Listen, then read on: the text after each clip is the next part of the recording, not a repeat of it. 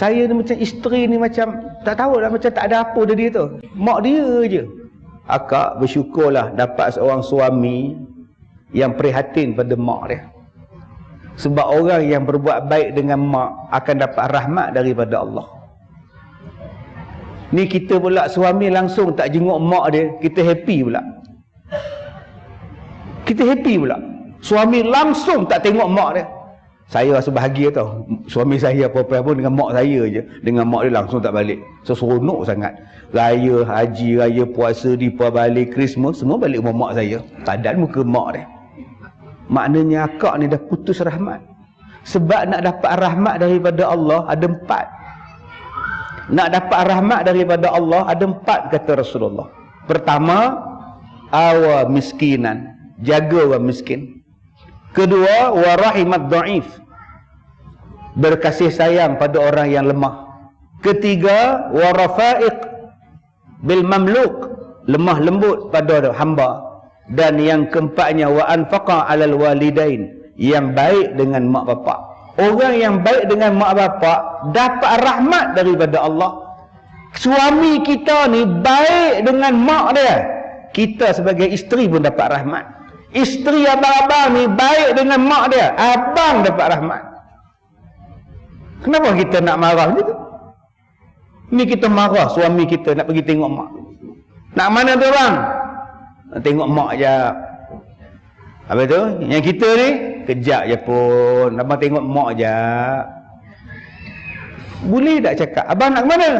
Nak tengok mak. Kejap. Hantar agak-agak kat mak. Buatlah bekas. Bagi kat suami, hantar agak-agak. Itulah isteri, helmon. Suami pun sampai rumah mak dia, duk tengok mak dia. Mak dia tanya, kamu tak buat apa-apa ke Din? Tak ada, datang nak tengok mak je. Tengok mak dia tuan. Itu 3 suku nama dia. Subhanallah. Yang faham-faham, tak faham tuan. Sebab nak jadi orang yang tenang, nak jadi orang yang sabar ni susah. Tetapi pahala untuk mendapatkan kesabaran ini sangat besar.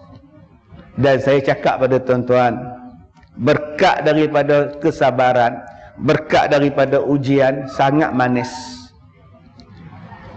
Sangat manis. Sebab tu saya minta pada tuan-tuan, saya taklah kata saya ni baik, saya taklah kata saya ni sempurna baik ke tak, saya pun jahat ke. Sebab tu semalam saya tulis dalam Facebook satu lirik lagu. Coba kau lihat sinar mataku terpancar sinar. Oh, lagu Jamal Abdillah. Saya tulis tu, duk tunjuk gambar macam ni, ambil gambar. Saya tengok tadi beratus-ratus komen ni pun. Ustaz, pandangan matamu mencairkan hatiku. Astagfirullahaladzim. Macam-macam tuan tulis komen. Saya kalau baca pun saya jawab dalam 30-20 saya jawab. Lepas tu saya jawab saya pun beratus-ratus pun dah larat menjawab.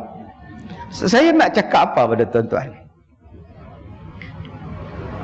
Bukan semua benda yang baik ini datang begitu-gitu saja. Benda yang baik yang Allah nak bagi pada kita selalunya diuji macam-macam bentuk ujian, baru dia jadi baik. Paling mudah kita buat perbandingan. Kita makan ikan 9 klepot, masak dalam klepot, menggelegak letak atas meja kita, asam pedas klepot. Sebelum dia jadi pot, macam mana dia buat?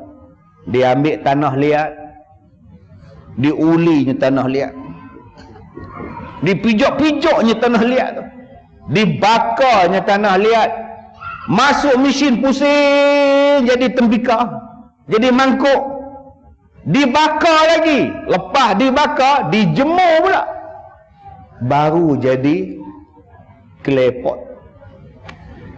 Baru boleh masak dalam dia, boleh memberi manfaat pada orang lain.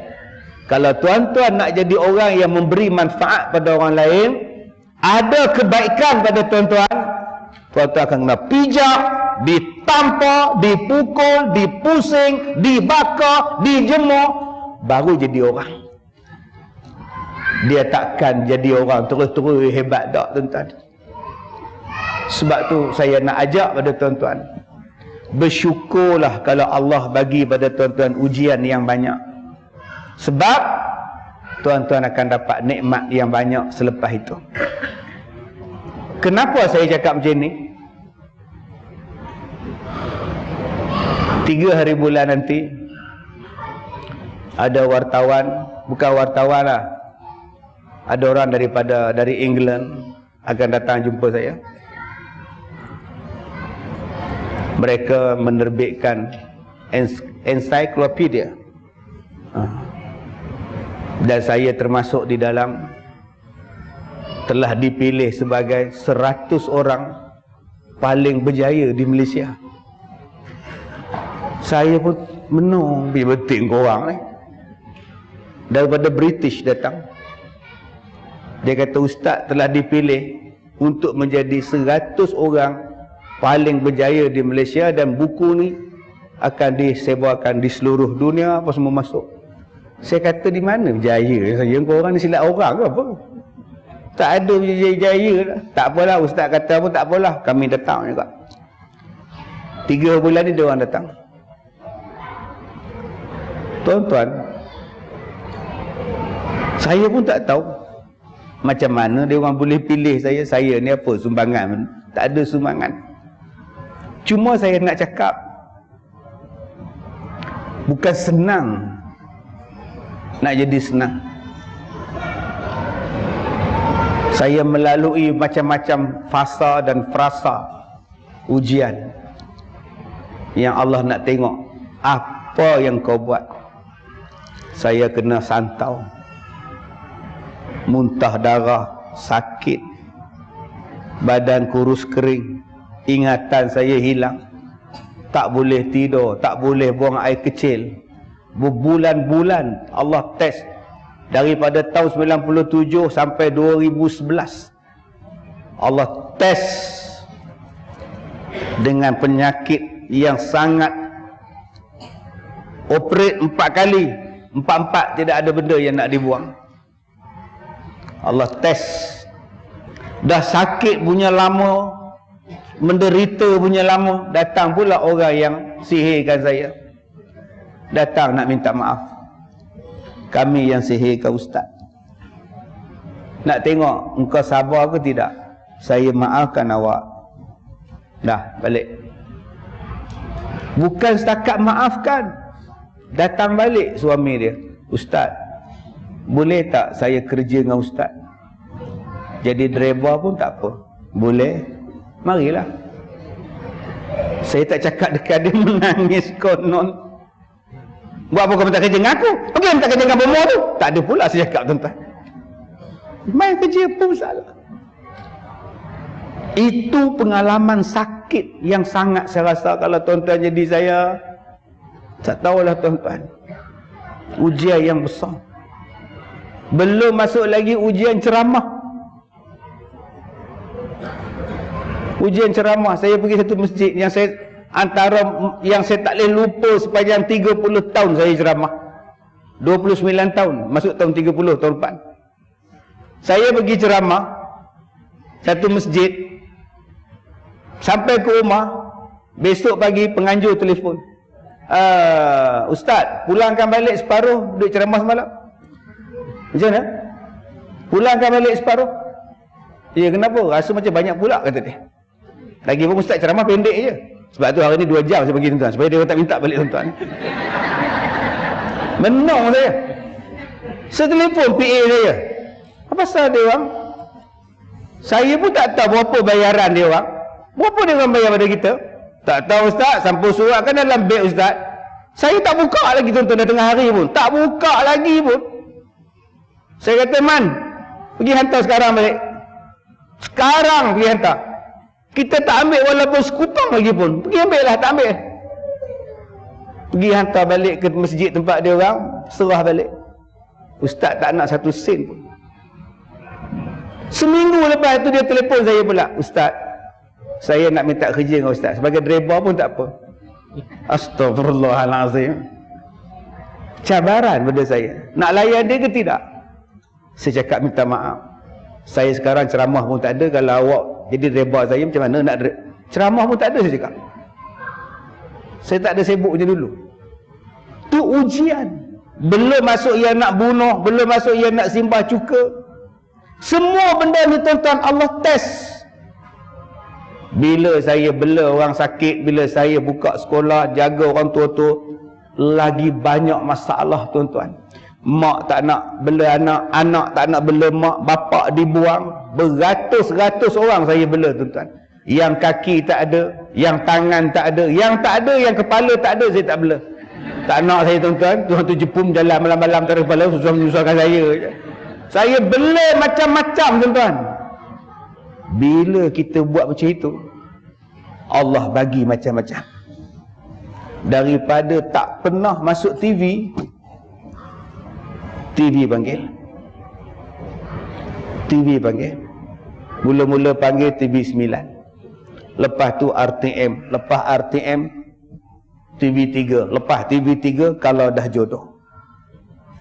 Allah. Setiap TV muka saya.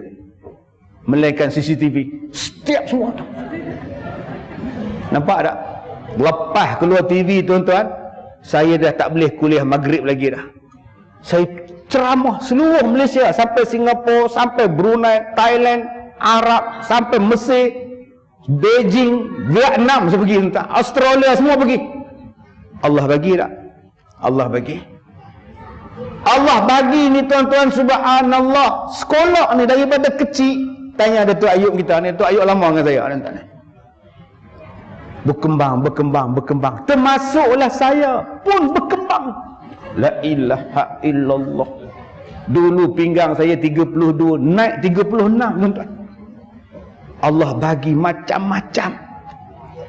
Yang paling banyak Allah tolong sakit saya. Dulu kencing manis saya 22. Saya mengajar ke Mensahaid. Masa tu dengan abang Alias Salam, duduk kat sini Alias Salam ni. Dia buat CD saya. Rakaman di Kemensahaid Zoo Negara tu. Bila buat di situ, waktu saya ambil wuduk, saya pitam. Saya terduduk dekat tempat wuduk. Orang hantar saya ke klinik. Kencing manis saya bacaan dia 22. Tak boleh bangun, tak boleh berjalan, nanti pingsan. Bawa balik ke Ipoh, dia orang nak hantar hospital sini, saya kata tak nak. Balik Ipoh. Bila balik ke Ipoh tuan-tuan, masuk wad, baru dapat tahu saya ni ada kencing manis lah, apalah Allah. Tahun itu tahun saya nak pergi haji. Nak pergi haji, doktor tak luluskan sebab tinggi. Allah turunkan jadi 6. Saya boleh pergi haji 2005, 2006. Allah bagi ubat tuan-tuan. Sekarang bacaan gula saya 5. Makanlah apa durian ke apa pun 6. Sebab tu saya suka durian.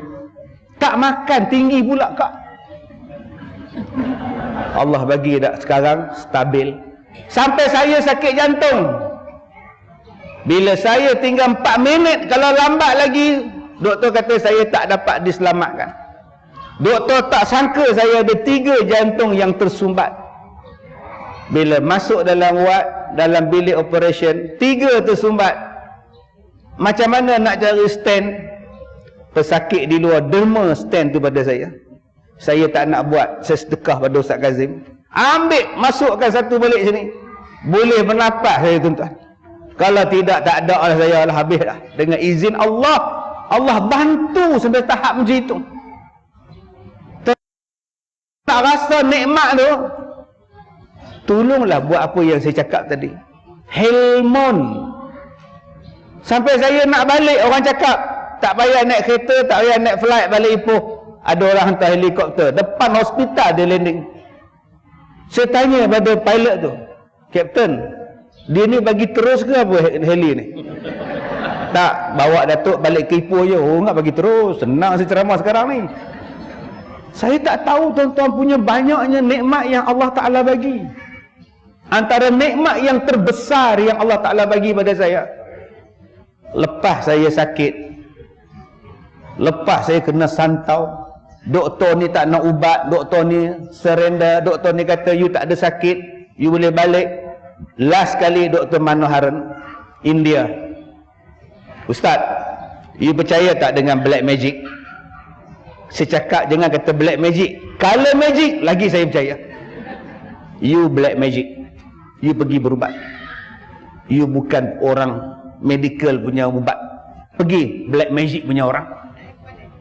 Lepas dia cakap macam tu, bye-bye saya pada hospital. Saya mula buat rawatan tradisional. Last kali saya jumpa orang kuat di Gombak Setia ni, saya tak sebutlah orang dia.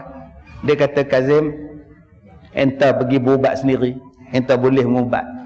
Saya pun tak kalih ke belakang dah tuan-tuan. Saya pergi menuntut ilmu, belajar dengan guru pondok, belajar dengan orang tua-tua, petua nak mengubat, petua nak mengubat.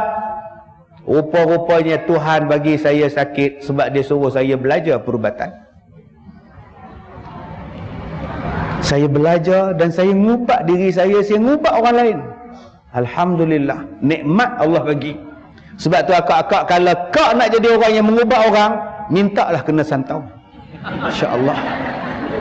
Akak jadi bomoh lepas nikah. Sebab tu saya simpan ilmu perubatan itu bertahun-tahun. Daripada 2011 saya simpan sebab arwah bapak saya mimpi bapak tiri saya, jangan mengubat orang, ceramah saja. Lepas tu saya stop, saya tak mengubat orang, saya mimpi. Bila kawan saya meninggal, sahabat saya meninggal tahun lepas, Anwar dan Mukhtar meninggal, saya takut saya meninggal pula. Ilmu yang banyak yang saya dapat belajar hilang dengan kematian saya. Sebab itu tuan-tuan, saya mula mengajar perubatan. Setiap kali kuliah saya, petua-petua yang saya buat untuk manfaat orang ramai. Di antara yang tadi yang saya sebut, ayat menghentikan pendarahan, sama ada luka, sama ada haid, sama ada pendarahan, bleeding dan sebagainya. Saya belajar tuan-tuan. Sampailah yang sekarang yang saya duk tumpuk ialah rawatan kanser. Buat. Sebab selama ni saya diam. Tapi saya takut petua-petua yang saya ajar ni hilang begitu sahaja. Jadi tuan-tuan, itu benda yang Allah nak bagi kalau kita sabar, redha dan sebagainya. Dan tuan-tuan depan saya ni pun banyaknya ujian, masing-masing mengikut tahap masing-masing, cara masing-masing. Sabarlah tuan-tuan. InsyaAllah sebenarnya Allah nak bagi benda lain pada tuan-tuan. Saya ucapkan ribuan terima kasih dan tahniah kepada Jawatankuasa Masjid kerana menganjurkan program pada pagi ini. Saya minta maaf, masa panjang pula saya ambil dekat 2 jam. Sekian, wabillahi taufiq wal hidayah. Assalamualaikum warahmatullahi wabarakatuh.